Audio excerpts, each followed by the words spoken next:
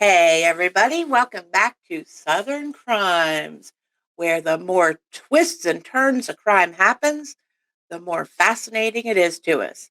I'm Julie. And I'm Heath. Welcome back, everybody. We are doing your case tonight, right? Yes, we are. We're going to hit closer to my home. Since we hit South Carolina last week, we're going to hit Kentucky this week. Woohoo! Yeah, we're going to do a case that is extremely popular throughout the whole nation. I mean, it's something that you'll see on morning shows and talk shows and the news all across the country. And it's a sad case that I'm hoping comes out with an ending that is, I don't want to say great, but at least we get an ending of it. An ending, yeah. Yeah, I think at this point, that's what the family's just waiting for. Yeah. Yeah. They need that closure. Don't we all? We need Yeah. closure on everything. Yeah. Okay, so take it away. All right. Well, to this week, we're going to do the case of the disappearance of Crystal Rogers. For those that do not know, Crystal Rogers she was at the time of disappearance in 2015. She was 35 years old. She was a mother of 5, was a wonderful, wonderful mother that was just so hands-on with her children that makes this case that much harder to swallow. Yes. She was started at the beginning on July 3rd. July 3rd, Crystal Rogers, that's when she was last seen in Bardstown, Kentucky. Now, Bardstown, Kentucky is about 42 miles from Louisville. And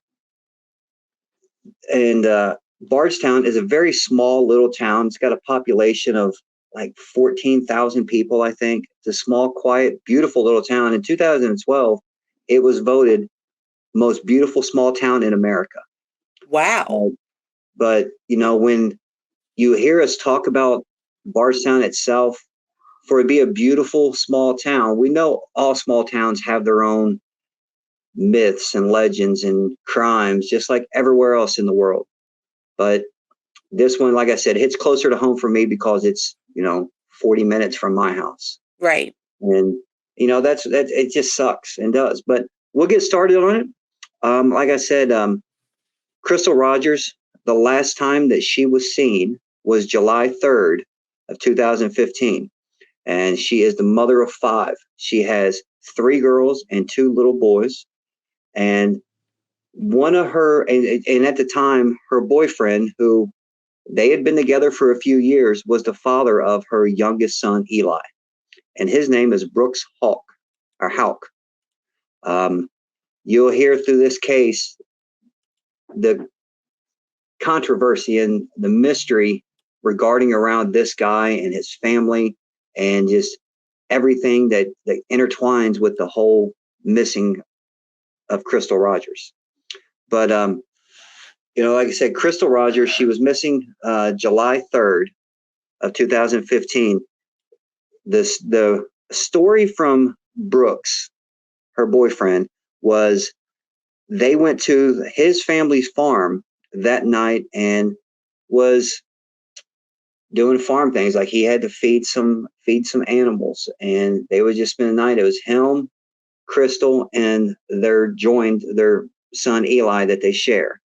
Then they went back home, and the story is they went back home, and Crystal was just staying up.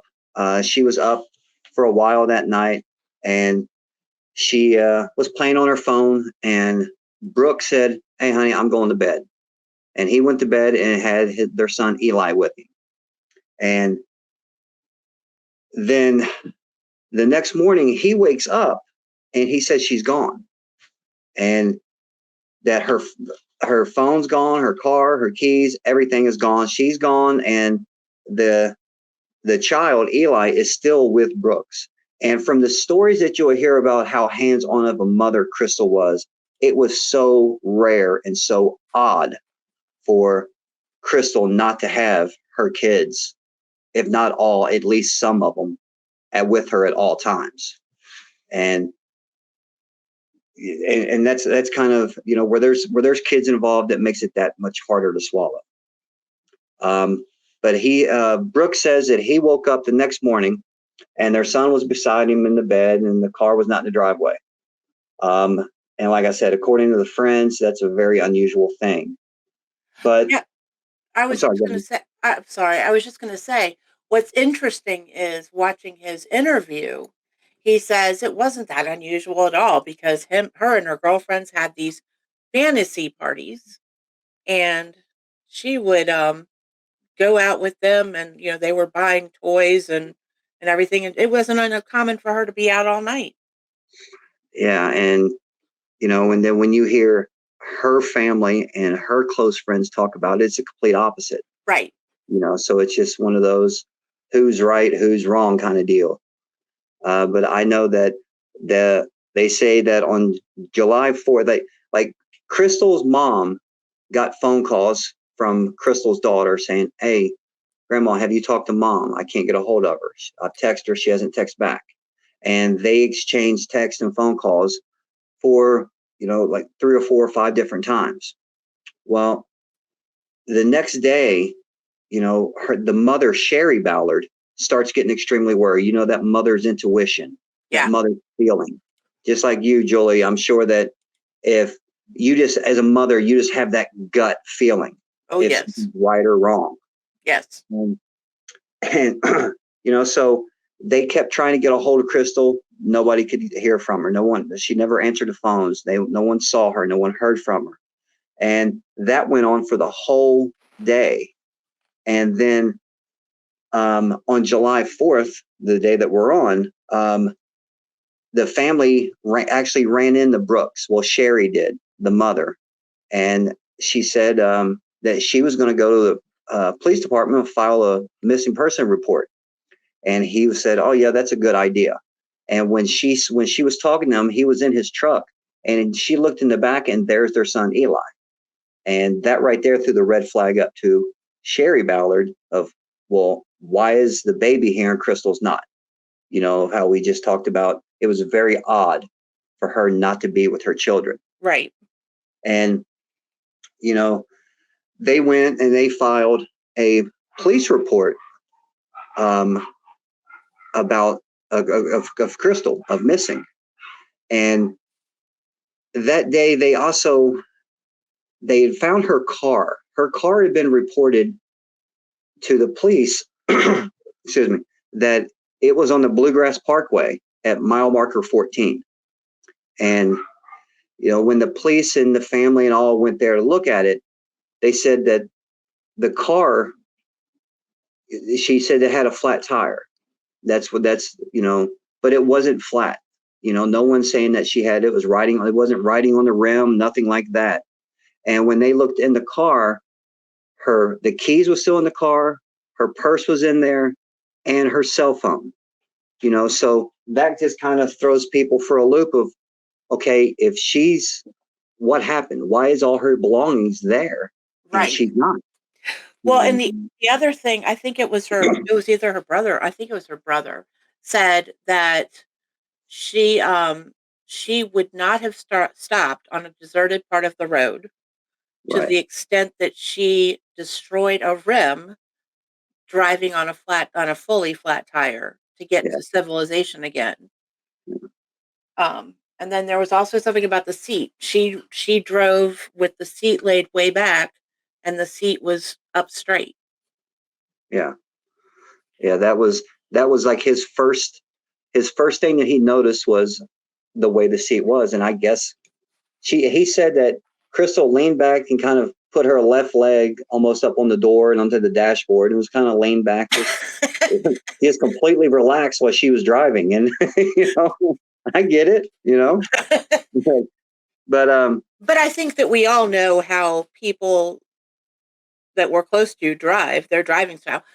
Like when Jim and I switch cars, I can almost get my seat readjusted to where he likes it. But Well, I can never get it exactly right, but I can get it yeah. close. Well, But I know Jim is also like 6'2" or 6'3" or something, and I'm five I know that five. my wife is short too. I'm 6'2", 6'3", something like that. And then if I have to get in the car and move the seat, it's just impossible for me to get it back to where she had it. Right. And that can start a whole war right there. Yes. Yeah, but right, exactly. I mean, I know my mom's car, I can't even get between the steering wheel and the door. The airbag is going to kill her. Um, but I mean, we all know how, what's normal for relatively normal. I can tell you how Jennifer's seat is adjusted, you know? So that made perfect sense to me when he said that. Yeah.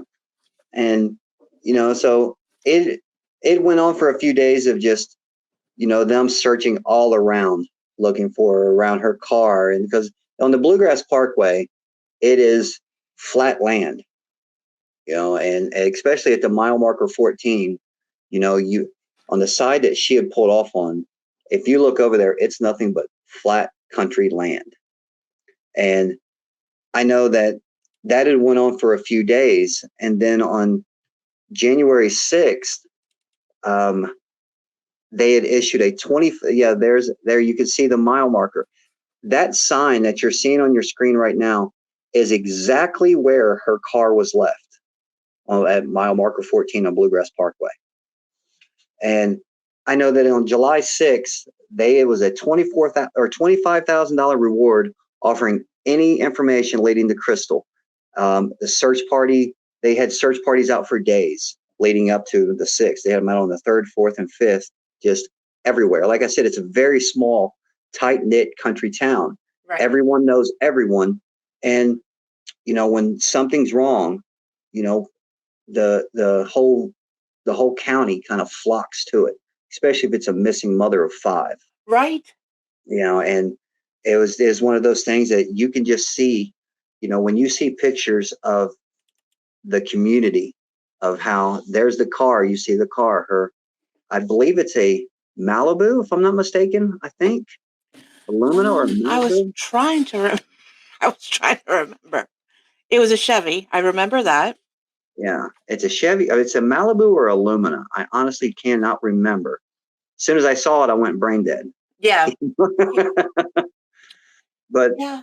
I know that, like I said, they on July 6th, they'd offered the rewards started going out, and the search parties just continued tearing apart Bardstown. Just in it's a country town. Right. There's flat lands and woods everywhere, and they went in looking for anything that they could possibly find that traced back to Crystal for her to find her. And then a lot of suspicion, a lot of the family started talking about Brooks, her boyfriend, the father of Eli, as he just seemed so nonchalant about the mother of his child just missing. He was like, oh yeah, she's not home, she didn't, I woke up and she was gone. And And so didn't call the mom, didn't that didn't call. One of the things he said was, she goes out with her sister all the time. Didn't call the sister. Right. right. And excuse me. And then the next day, Brooks is brought in for questioning by the Nelson County Sheriff's Office. Okay. And if you've seen the interviews, he is, I don't know nothing. She was home when I went to bed. I woke up and she was gone. I don't know. We didn't have an argument. Everything was great. Right. That kind of persona scenario of things in his mind of everything was fantastic. And, and while he was being interviewed, he got a phone call and he asked the detective that was talking to him, said, oh, I'm sorry, can I answer this? And he said, yeah, absolutely. And he answered the phone and it was his brother, Nick HOUCK. And Nick is his brother who is also a police officer in Nelson County, in Bardstown. He's a Bardstown Police Department. And, during the phone call, he told Brooks, he said, they think that you know something about it. Stop talking to the police. Just stop. And said that You hear different things of, stop talking, just period, stop talking. Then you'll hear where someone had said, he said, stop talking, you need an attorney. And, right. and it's just the next day, Nick, the brother, is brought in to testify in front of a grand jury, which led police to believe that he was also a suspect in this case. He stopped cooperating with the sheriff's office. He did agree to take a polygraph test, which was performed by the FBI on July 20th. Well, kind of agreed.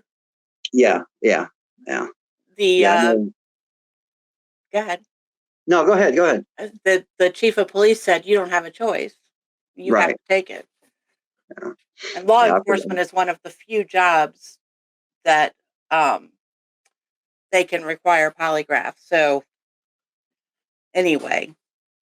And I know that when he decided, like I said, he took the test on July 20th. And the examiner, when it was over, he stated that there was grave concerns about the results of his polygraph. Didn't get into details about what he was concerned about. He just said there was grave concerns in the results. And but if we back up, like I said, that was on July 20th, but let's back up to July 10th. July 10th, Nelson County Sheriff's Office executed a search warrant at the HOUCK family farm, saying it was the last place Roger was said to be alive. Remember when he said that they went to the family farm, and then they was there, pretty much for a while, I think till like 10, 11, 12 o'clock, I think, if I remember right. And then they went home, and he went to bed with Eli. She stayed up playing on her phone. That was his saying. That's what he said happened that night. Right. But like I said, they executed a search warrant for that farm.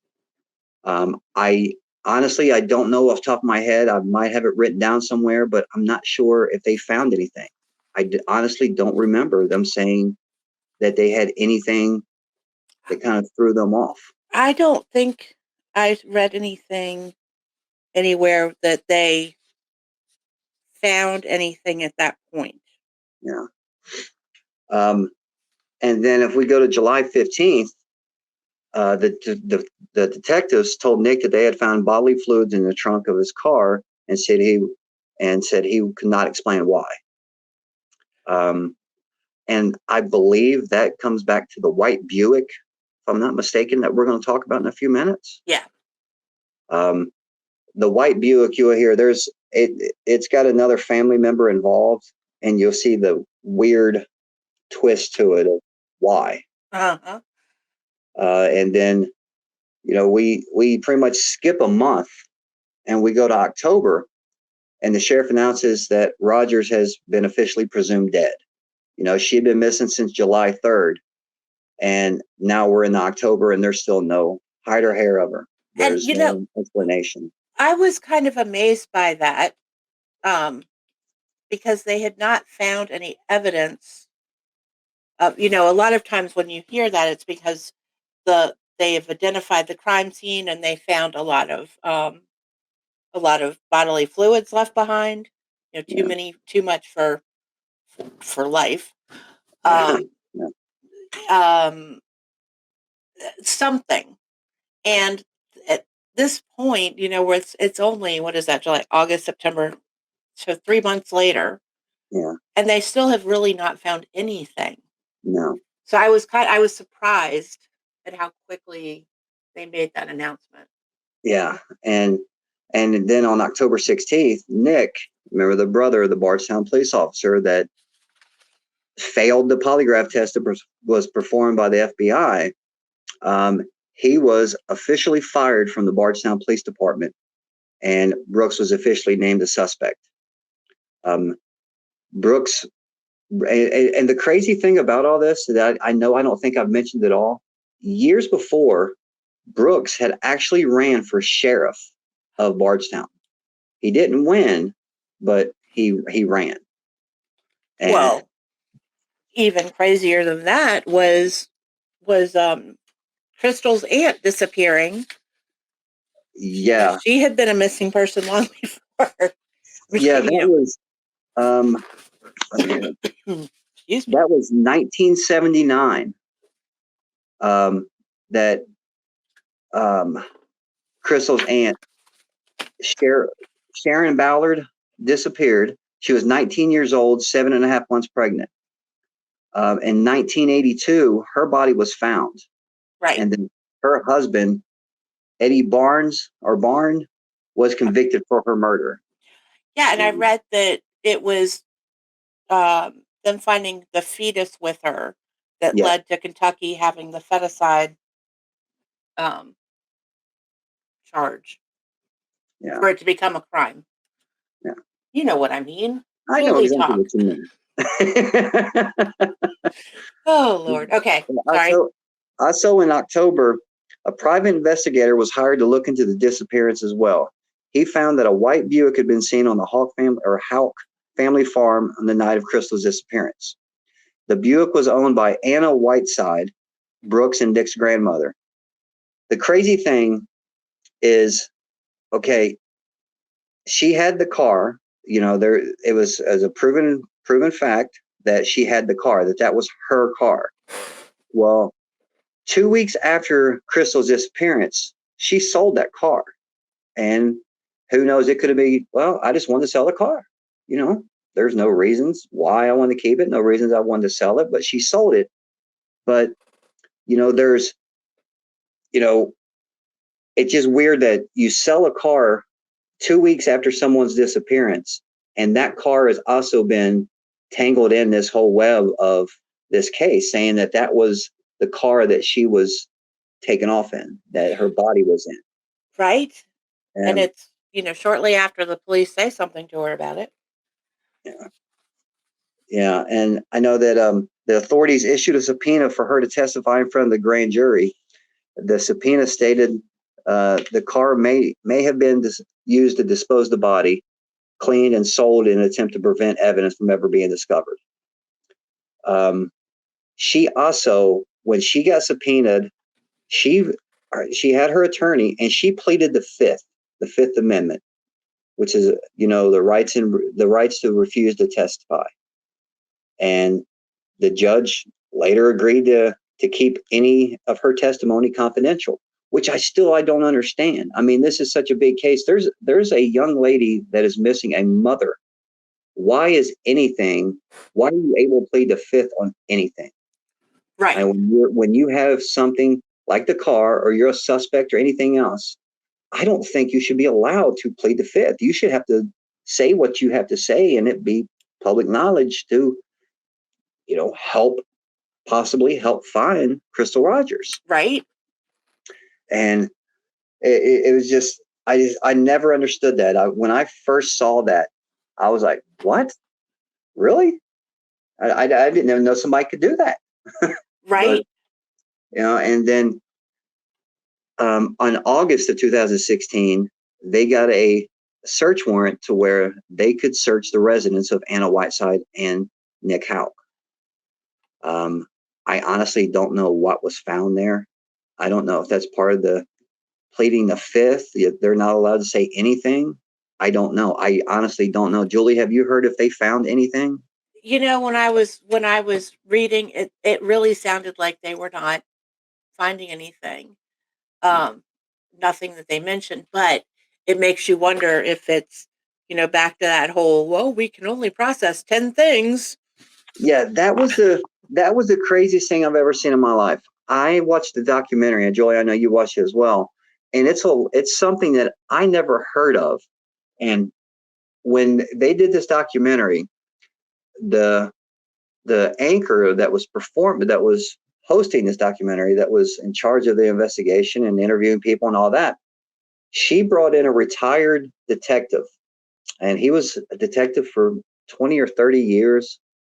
And after the police got done with Crystal's car, they gave it back to Sherry Ballard, her mother.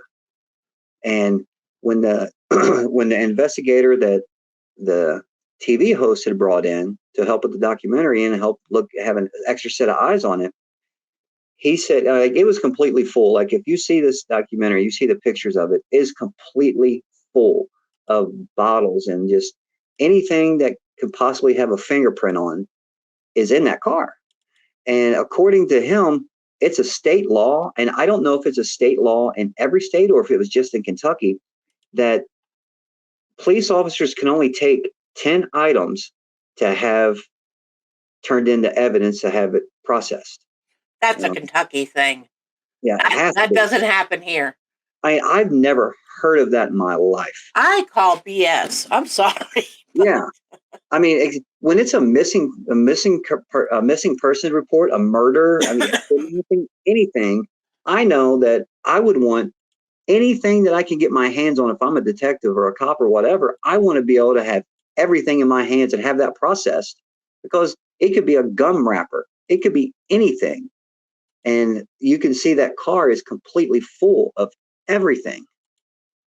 And that was just, and I'll never understand it. But, for years, Tommy Ballard, who is Crystal's father, has been all hands on deck. I mean, he is doing more investigating than the police and FBI, I think, has done yet.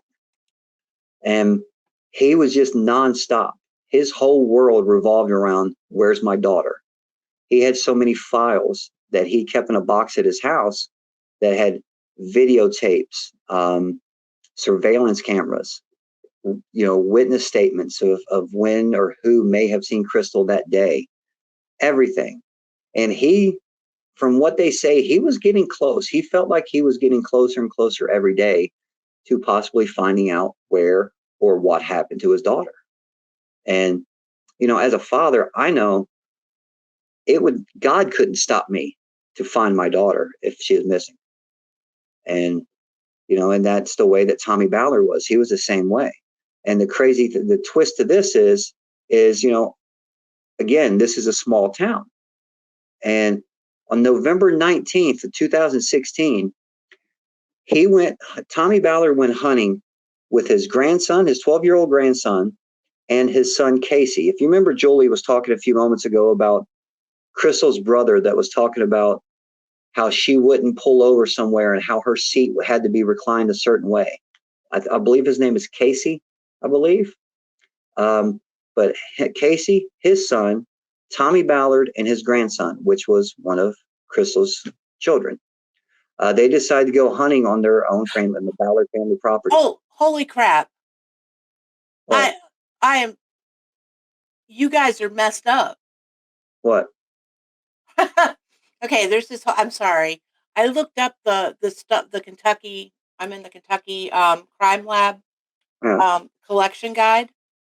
Effective date 2/15/18, and this is Kentucky State Police. It says, although many items of evidence may be collected throughout an investigation, only the most probative items should be submitted to a laboratory. And then you skip down and it says murder, death investigation cases, initial submission, 1 to 10 items may be submitted. The investigating officer should indicate the order of importance for the items being submitted. That's insane. I'm like shocked. I don't even know what to say. And that's you're on the Kentucky website, that's a Kentucky thing. I have pulled up. This is Revision 5, Physical Evidence Collection Guide, 02/15/18 for Kentucky State Police. I've never heard of such a thing. That's crazy. So when I first heard that on this documentary I was watching, I was like, wow, them cops are just lazy. That was my first thought. I'm like, they just don't want to do nothing. But then the investigator came in, like I said, and said that they're only allowed to take 10. That is insane. I am shocked. I am like totally shocked. I was not expecting that. Good old Kentucky. My old Kentucky home. Okay, sorry. I am No, you so sorry I cut you off. I just could no, not believe when but I saw because that. I wanted to know if that was an actual law. I really think Apparently, that and I never looked it up. I just wanted to know and just haven't taken the time to dig into it. I thought it was BS. Well, when I watched the documentary, I definitely thought it was. I mean, this is a potential murder case, kidnapping, missing, whatever. It doesn't matter. It doesn't matter what the case is. I thought you could turn in anything. I didn't know you had to pick 10 things. Right? That's ridiculous. But anyway, back on when on November 19th with Tommy Ballard, his son, and his two grandchildren, they decided they was going to go hunting on their family property. And evidently it was something that was a yearly tradition. They went hunting all the time. Every year they never missed, and it was a family thing.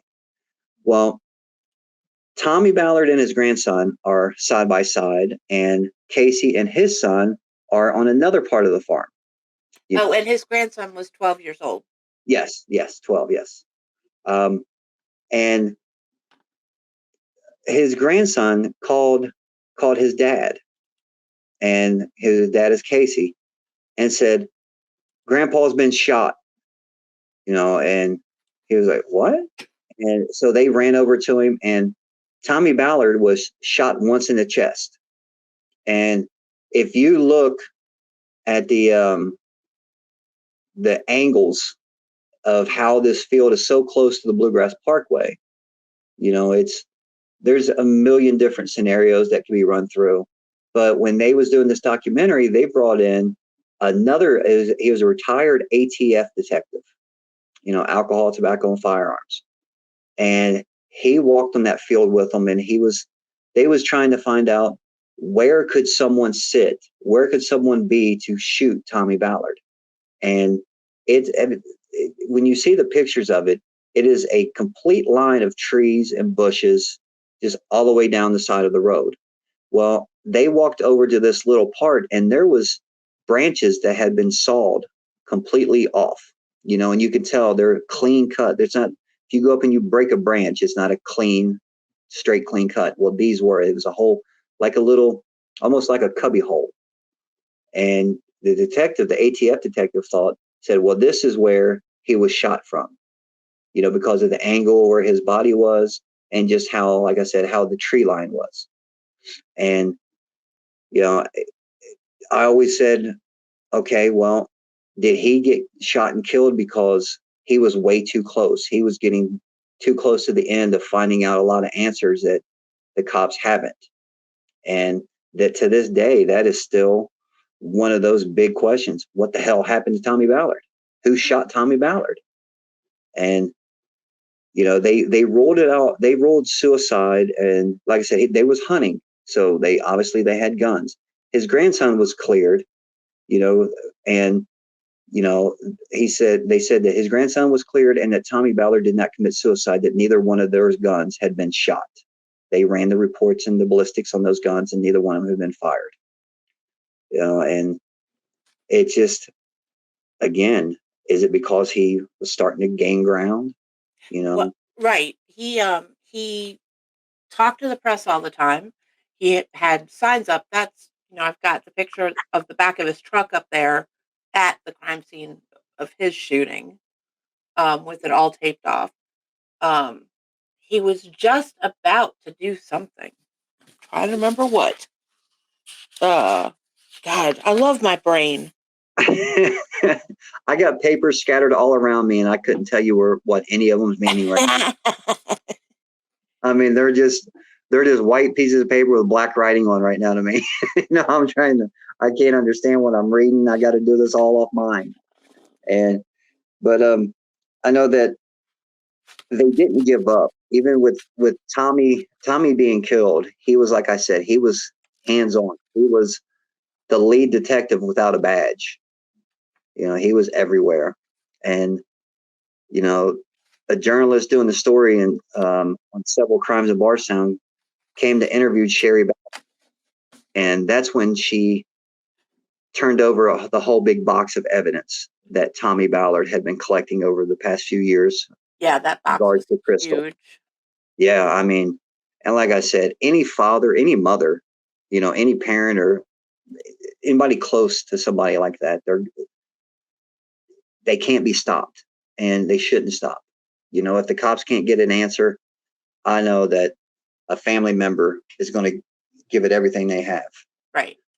And hold on, lost my thought here. Well, yeah, and then after his death, that's when we was talking about the detective that they had brought in, the two different detectives, and how he had broke down the car, the evidence. And remember, Sharon Ballard got Crystal's car back, and it was locked up in a trailer, and it was never touched. It was just there. And so everything that is in there is the exact same way that it was on July 3rd when Crystal supposedly went missing out of that car on mile marker 14. Right. And then the investigation keeps going and going and going, and there's never a finalized answer on it. But I know that July 28th, 2017, Brooks's new girlfriend, Crystal Maupin, she was arrested for going around and ripping up signs, because there's signs all over Bardstown of prayers for Crystal, find Crystal, standing with the Ballards. They're everywhere. Well, Brooks's girlfriend on July 28, 2017, was arrested because she was caught going around just grabbing all these signs and ripping them up and throwing them down.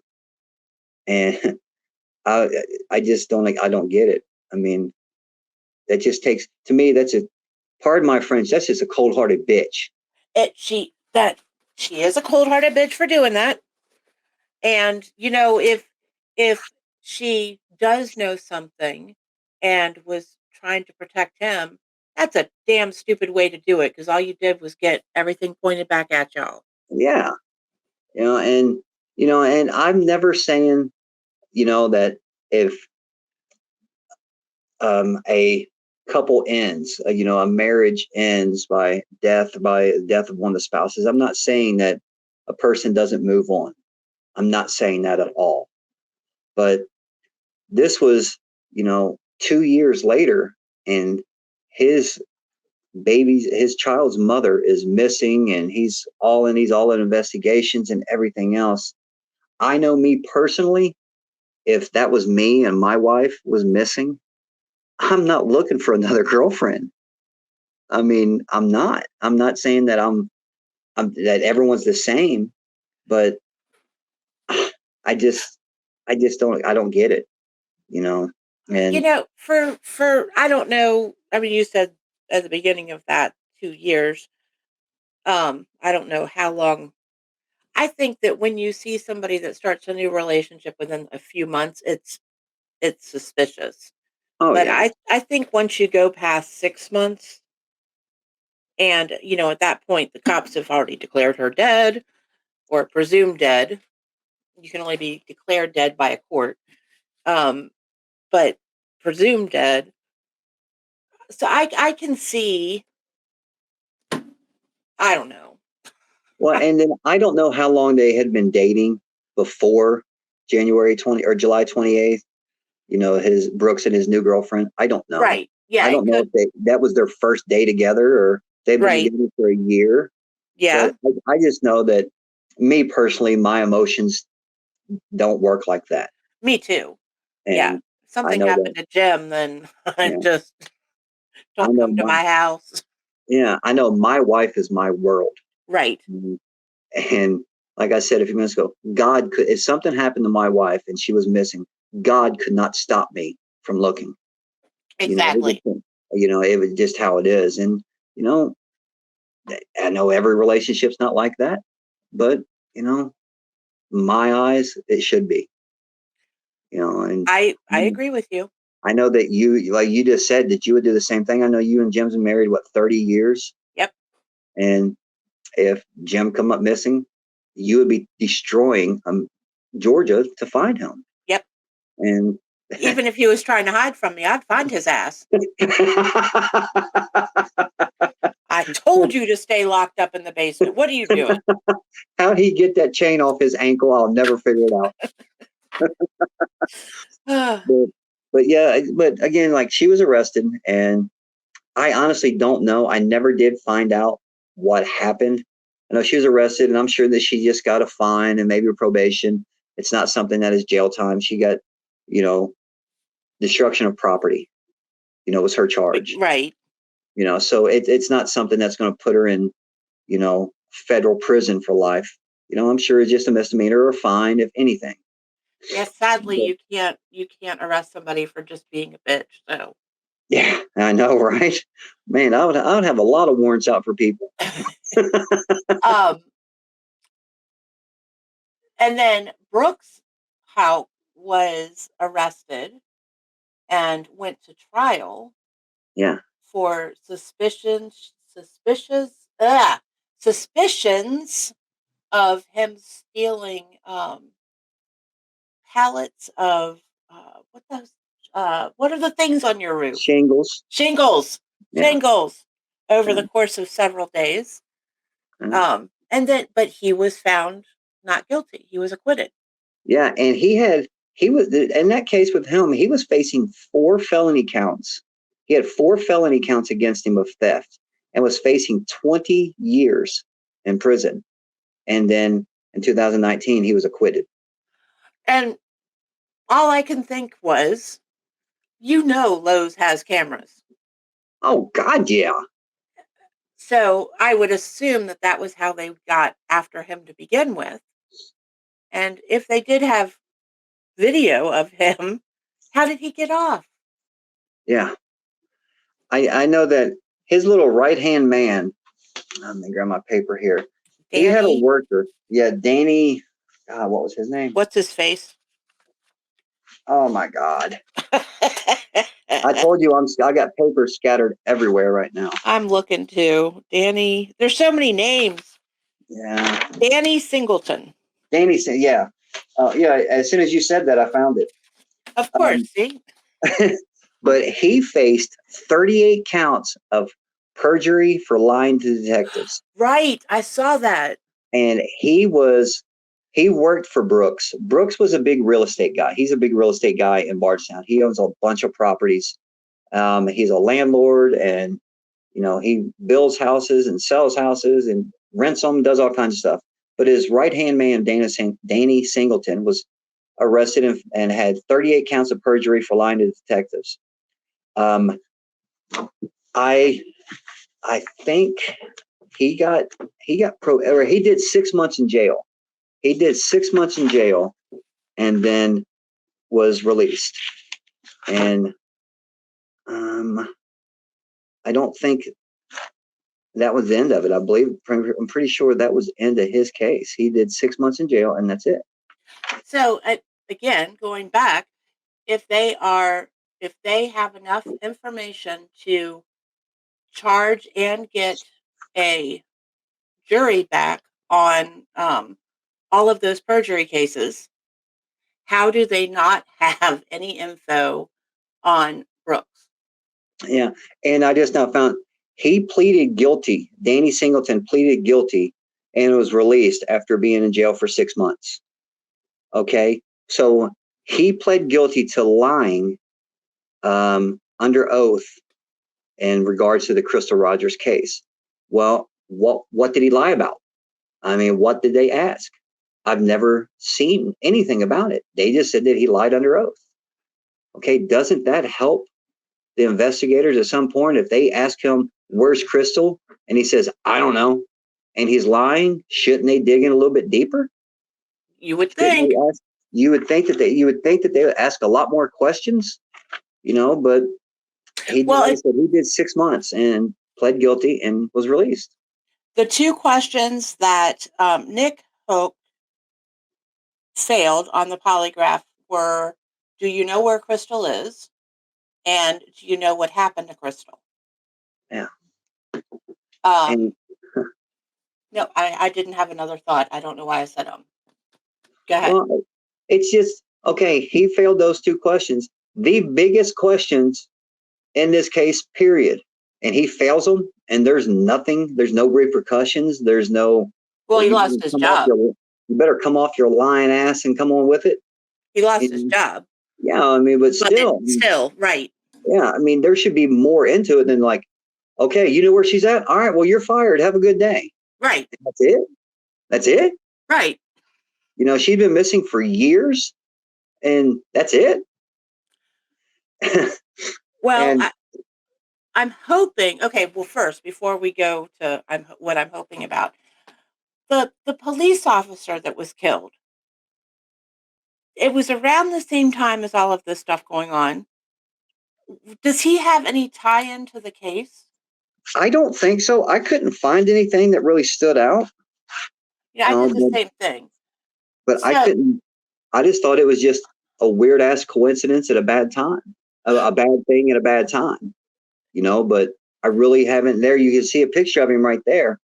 But I haven't, like I said, Julie, I haven't found anything that links all this together. yeah, I was trying to figure out. I kept searching for his name as somebody that and was investigating or something, anything. But since we brought it up, the deal was that somebody had put like branches in the road on the on ramp or off ramp, one of the two. Yes. Oh, that would be an off ramp because it Yeah. says exit 34. See, I'm smart.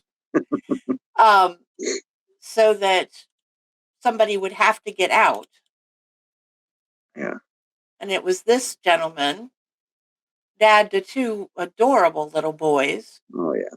Um, and they could find the place where the person had been set up to kill him.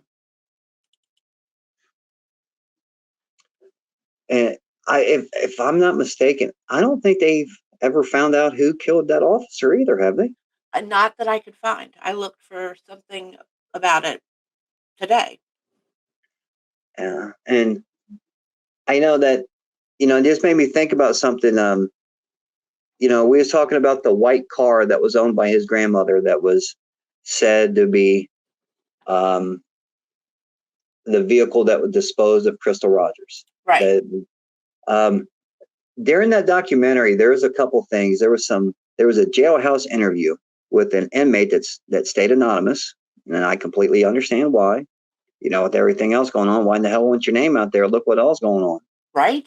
But he said that he knows that Crystal's body was burned to death in a property in a, I don't know if it was a barn or a shed or a house. I'm not really sure. That was on the HOUCK family farm. The farm. And, he said that he knows, and he was in jail. And when he said all this, and after his interview, they went and looked, and there was a structure that was burned down, completely burned down to the ground. Right. So how would he know that, if he doesn't know something else? Which is not this structure, by the way. I don't think. Who knows? I'm not really sure. If I'm not mistaken, I think they said it was torched all the way, like completely incinerated. Yeah. Like it was just a pile of dust. This is just one of his houses that he was building that burned down. Yeah. And then, the reason that I brought up a few minutes ago, I brought up the white car, is there was also a anonymous phone call during this documentary, during this coverage, of a guy that works where he works and where he lives. He passes mile marker 14 on his way to work and going home every day. Mm-hmm. And he had said that he was going home. Yeah, he was going home after work, and he saw a car at mile marker 14, and about a mile up, he saw a white Buick, a white car. Right. And, so I think that's how the white car got originally linked into everything. Not really sure, because I think you're right. but that's just something else that makes people say, what the hell's going on? And why did old Granny sell that car 2 weeks after Crystal's disappearance. Right. I don't know anything about this woman. I don't know if she even drives.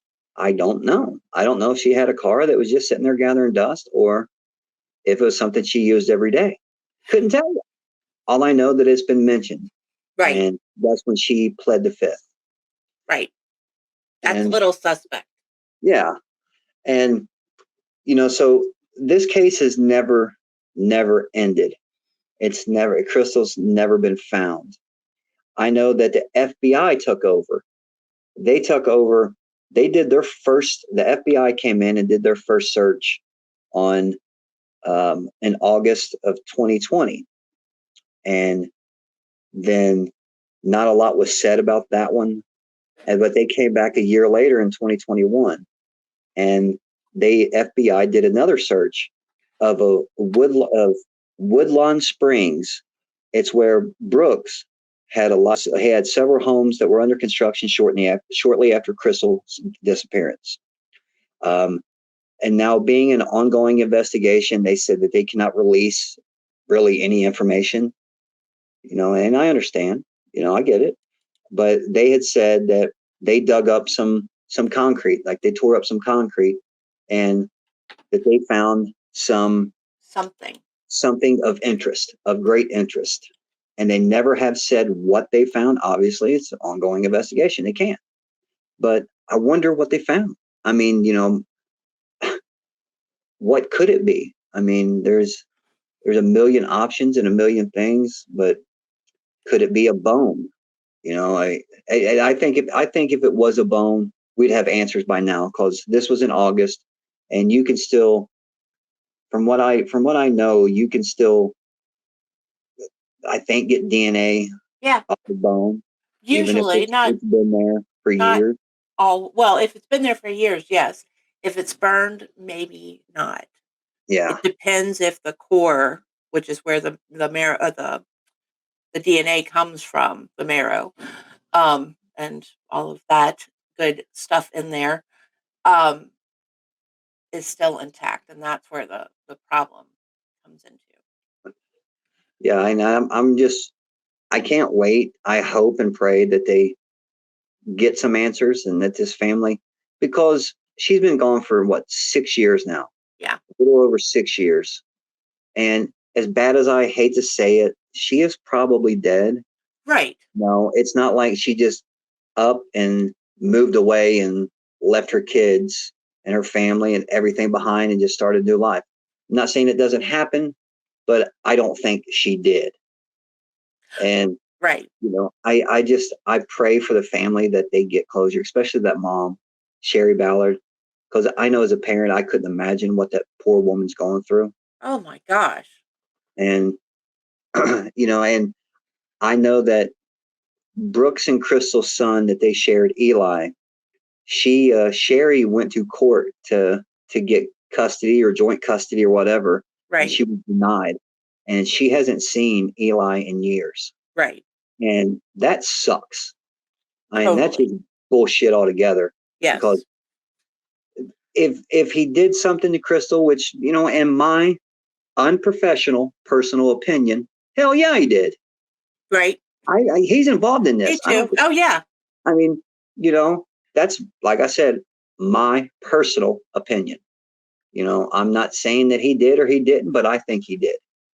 And, you know, I know that not letting a grandparent see their grandchild is got to be one of the worst things in the world. I think so too. And because I know that my grandparents was my world when I was growing up. And, you know, Tommy Ballard and Sherry Ballard was very hands-on grandparents and parents, from what I understand.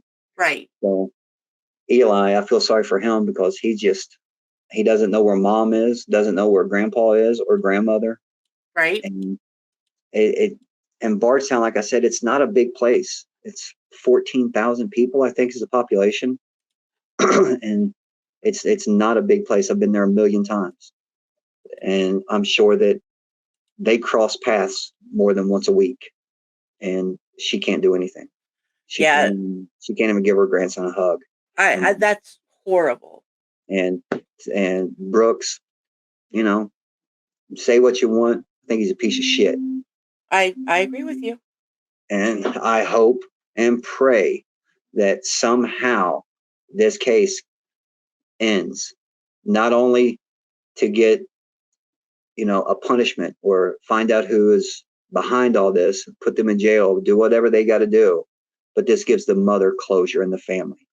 Because Sherry Ballard, man, I feel so bad for her. I can't imagine. I mean, losing one of her children, her husband, and a grandchild, and all in a very short period of time. Yeah. Um, yeah, I And she's, like I said, she's been on a million talk shows and morning shows, and I think she's even been on Dr. Phil. You know, she's and getting the word out there, and I right. just hope that someone hears that word. And you know, as bad as I hate to say it, I hope they can find Crystal's body, if for fact that she's dead, and I think that she is. Someone has to know. Like Nick was sitting here saying, this is one of the things that I thought was very interesting, was that Nick is the brother that called Brooks, the boyfriend, while he was being interviewed and said, don't talk to him. But then when they interview Nick, he sits there and says, well, I only see him, every once in a while, not very often at all. Yeah, We aren't, I mean, we're brothers, but we aren't really close. Blah, blah, blah. All of this crap. Yet he knew when Brooks was sitting in the police station yeah. to be able to call him. And again, Bardstown's not big. You're going to see your brother, especially, they're a family that comes from money. They have money. They're going to be in contact. So Oh, that right no, there, no, no. They only see each other every few months. They didn't even see each other at Christmas or Thanksgiving because they don't get together for those things. yeah. And then right there, I'm gonna say bullshit. Right? You know, it's just, I don't know, man. I only saw Crystal. I only saw him with Crystal like one time, and they were together for years. I mean, you know, not like they had started dating 2 months before. But that was part of his whole interview thing. I've only seen him with Crystal like once. Yeah. That's it. But they've been together. Crystal and Brooks have been together for years. Eli was 2 years old at Crystal's disappearance. So, they've been together at least 2 years and 9 months. Right. You know? And I think my understanding was that it was a while um, before she got pregnant with Yeah. him. I know that there's a lot of talk out that Crystal wasn't happy. Yes. That I think it's her sister's name is Brooke, if I'm not mistaken. Yes. She had said that she had talked to Crystal a few days before her disappearance and said that she was getting ready to start a new job and wanted to leave Brooks. And so, according to that, there wasn't, rainbows and sunshine. Yeah, I read the same thing. I didn't read about the new job, Yeah. but I know that she helped Brooks with the rental business. And then either at the same time or before she started doing that, she worked at a convenience store Yeah. just down the road from their house. Um, but yeah, that was, I don't Well, know. and Crystal has five. She had 5 kids, and she was only 35 years old. Right. And Bardstown is not something that's full of big office buildings and malls and everything else to where you can just go get a you know different, a business casual job. Right. It's a little small country town. There's nothing wrong with working in a convenience store. Oh, absolutely no way. I didn't want people to think I was saying, that it's those cashiers that kept us going during when everybody was locked up or Yeah, locked in or something. whatever we were. You know, it was those people that are always unappreciated.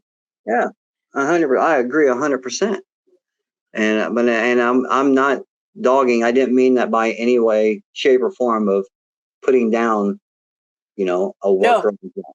No. I'm just saying that town is, doesn't have a lot of options. There's only so much there that you can do. Yeah, and that's what I was saying. They don't have, the ivory towers downtown to where you can go get a job. You got to get what you can get if you want to stay in town, or you drive 40 minutes to Louisville, which is the closest big town. It's, the capital of Kentucky. Or no, it's not the capital. It's not the capital. Frankfurt's the capital. One of those places. It's Kentucky, Yeah. Or you can only submit 10 pieces of evidence. Yes. And drink bourbon and bet on horses. Yes. But again, I hope that they can figure this, come to an ending. I do just too. For the family's sake. Amen. Whether they find the person that did it or whatever, but as long as they can get a confirmation of Crystal's remains if she's dead. Right. That I hope that they find whoever is involved. I do. But, the closure factor of just knowing for sure that Crystal has moved on. She has passed away. She was killed, murdered, died, whatever, just for her mother and family's sake. So there's the information. There's still a $25,000 reward. If you know something, say something. Yes. Mm-hmm. Think of her children. Yeah, exactly. I think I heard one of her kids is in college now. I think one of her kids is in college now. One of the girls. Amazing. And Crystal's not there. Yeah. But that's our opinion. That's my opinion on the whole Crystal Rogers thing. That's our say so of what we know.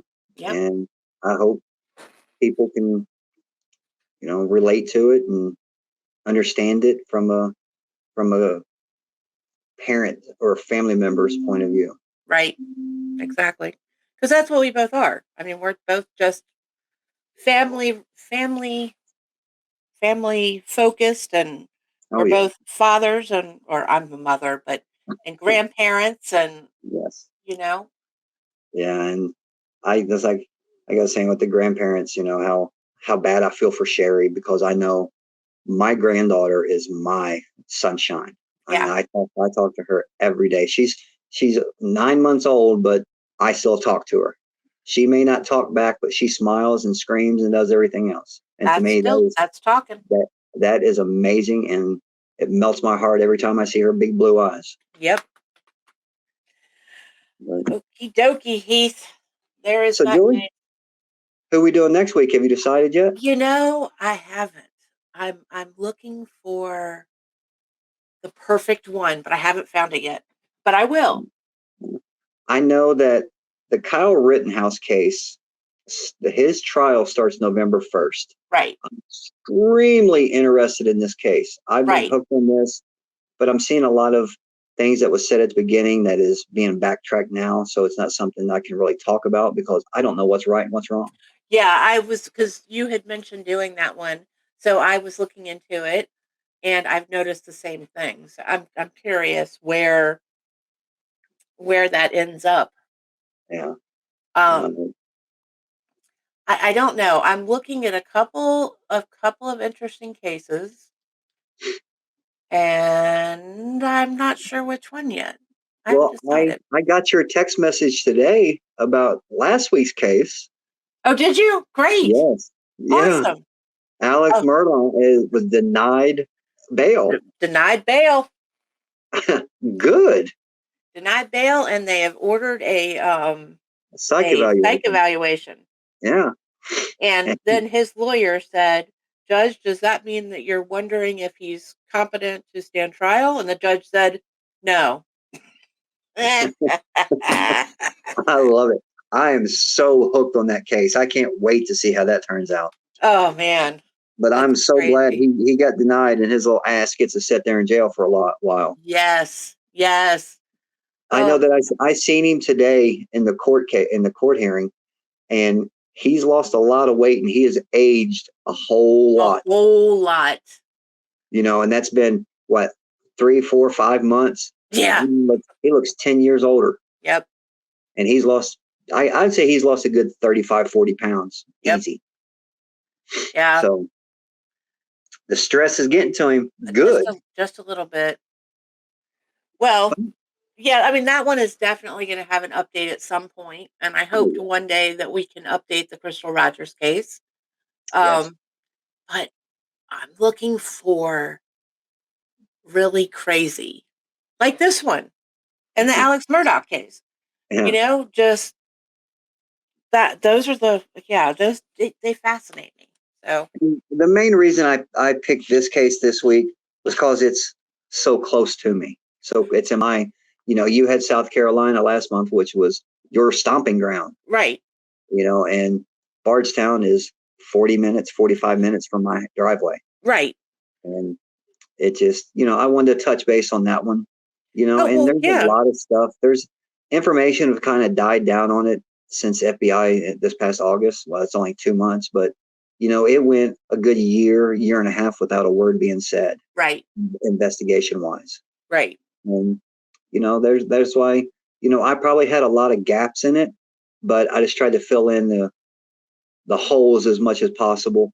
And I think we got down to the gist of it, of what's going on, our opinions on it. And I hope that anybody that's listening, give us your opinion. Absolutely. Tell us what you think. Absolutely. And again, what is it that we say on YouTube? Hit that like, hit that subscribe, hit the bell to be notified, and leave a comment. That's right. And again, I said it last week. Anyone that's listening, if you have a case, if there's a case that just sticks in your mind that you want 2 crazy people from Georgia and Kentucky to talk about, we'll be more than happy to do it. Just drop a case, drop a name, and Jolie and I see what we can see. Yeah. And we'll be more than happy to do that for anybody that's watching this or listening to this, and hopefully we can open some eyes and turn some heads. We're just 2 bored people from, we got time to YouTube all day. Yeah, that's it. We got channels on YouTube, and we're done with that in the morning. We go to this in the afternoons. Exactly. We live sheltered lives. Yeah, that's right. Right? It's gonna happen. But Jolie, thank you so much. Thank you. Thank you. This is an awesome case. I was excited when you chose to do it because I think that her name needs to be out there any way that it can be. Yeah. And I hope that, again, I pray for Crystal's family and that they can get closure and this book can close. Yes. Amen. Okay. Until next time, we will see you later. Bye, guys. Take it easy. Have a wonderful week.